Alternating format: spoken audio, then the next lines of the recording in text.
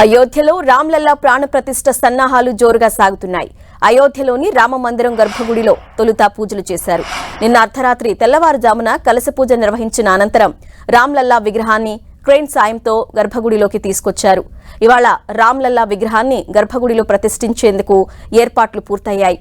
శ్రీరామ జన్మభూమి Teerthkshetra trust సభ్యులు మరియు నిర్మోహి అఖారాకు చెందిన మహంత్ దినేంద్ర దాస్ మరియు పూజారి సునీల్ దాస్ గర్భగుడిలో పూజలు నిర్వహించారు. ఇప్పటికే రామ్లల్లా ప్రాణ ప్రతిష్ఠకు సంబంధించిన పూజలు ప్రారంభమయ్యాయి. రామ్లల్లా విగ్రహానికి ప్రాణ ప్రతిష్ఠ జరిగే 22వ తేదీ వరకు ఈ పూజాధికాలు కొనసాగుతాయి. 5 ఏళ్ల బాలుడి రూపంలో రామ్లల్లా విగ్రహాన్ని తయారు చేశారు. ఇప్పటికే బాలరాముడు భక్తులకు దర్శనమిచ్చాడు. భారీ ఊరేగింపుతో బాలరాముడు అయోధ్య గర్భగుడిలోకి ప్రవేశించాడు.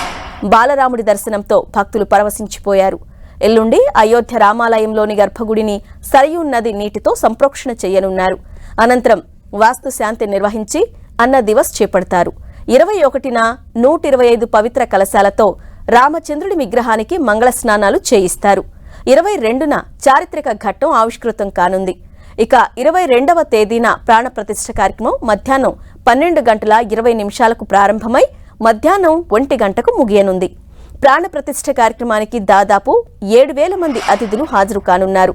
54 విదేశాల నుంచి 100 మంది అతిరథ మహారథులు ఈ మహాక్రతువును తిలకించేందుకు విచ్చేయనున్నారు.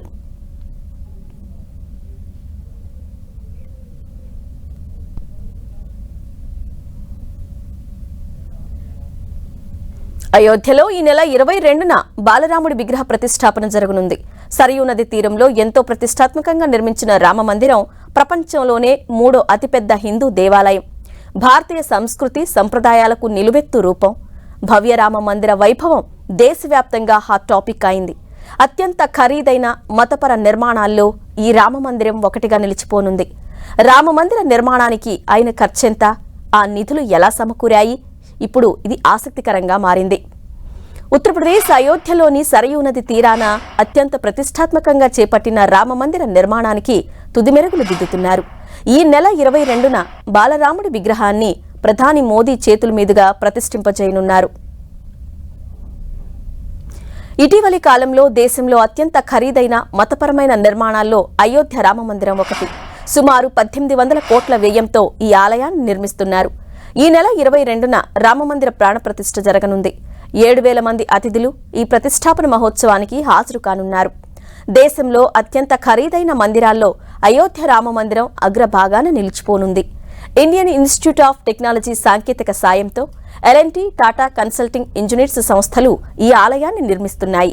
రామాలయ సముదాయం 70 ఎకరాల్లో విస్తరించి ఉంది.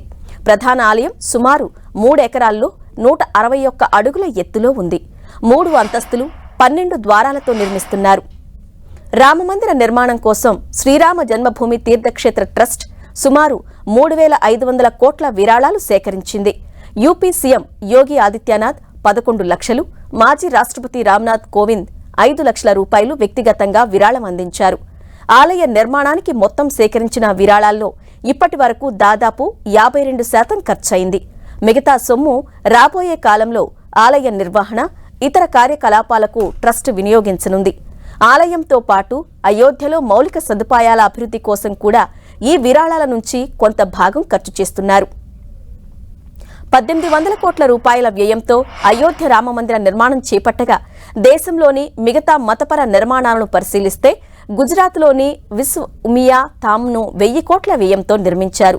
బెంగళూరులోని కృష్ణలీలా థీమ్ పార్కును 700 కోట్లతో, పశ్చిమ బెంగాల్లోని వేదా ప్లానిటోరియం టెంపుల్ 622 కోట్లతో, ఉత్తరప్రదేశ్లోని చంద్రోదయ ఆలయం 500 కోట్లతో, బీహార్లోని విరాట్ రామాయణ టెంపుల్ 500 కోట్ల వ్యయంతో నిర్మించారు. మరోవైపు ఇటీవల నిర్మించిన అత్యంత ఖరీదైన ప్రజాస్మారక కట్టడాలను పరిశీలిస్తే 2,989 కోట్ల అంచనా వ్యయంతో స్టాట్యూ ఆఫ్ యూనిటీ పేరుతో సర్దార్ వల్లభాయ్ పటేల్ విగ్రహాన్ని నిర్మించారు. ఆ తర్వాత రామమందిరం 2వ స్థానంలో నిలవనుంది. సెంట్రల్ విస్టా ప్రాజెక్టులో భాగంగా నిర్మించిన కొత్త పార్లమెంటు భవనం 3వ స్థానంలో ఉంది. దీని అంచనా వ్యయం 836 కోట్లు. గుజరాత్లో 800 కోట్లతో నిర్మించిన నరేంద్ర మోదీ క్రికెట్ స్టేడియం, ఢిల్లీలో 306 కోట్లతో నిర్మించిన ప్రధానమంత్రి సంగ్రహాలయ భవనం 4, 5 స్థానాల్లో నిలవనున్నాయి. ఆ తర్వాతి స్థానంలో 176 కోట్లతో ఢిల్లీలో నిర్మించిన జాతీయ యుద్ధ స్మారక చిహ్నం నిలిచిపోనుంది.